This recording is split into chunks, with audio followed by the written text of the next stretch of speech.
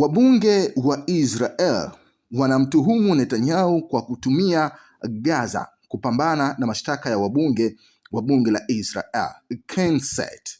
Wamemshutumu Netanyahu kwa kutumia vita vinavyoendelea Gaza dhidi ya kumaliza kesi yake ya ufisadi anayotuhumiwa nayo.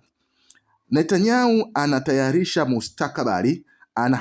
mustakabali wa Israel na watoto wetu katika kesi yake. Naama Lazim, mwanachama wa Knesset wa chama cha Democratic, aliliambia gazeti la The Times of Israel.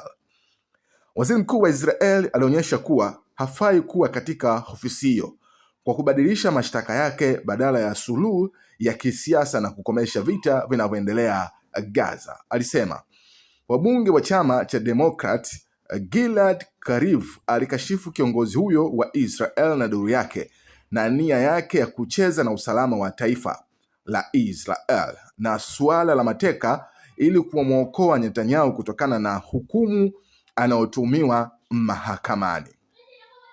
Karine Etharal, mjumbe wa Knesset kutoka chama cha Yesh Atid, alionya kwamba Netanyahu anatenda kinyume na maslahi ya umma ya Israel kwa kuunganisha hatima yake ya kisheria na mazungumzo ya kufungwa na makubaliano ya kuhalalisha kikanda.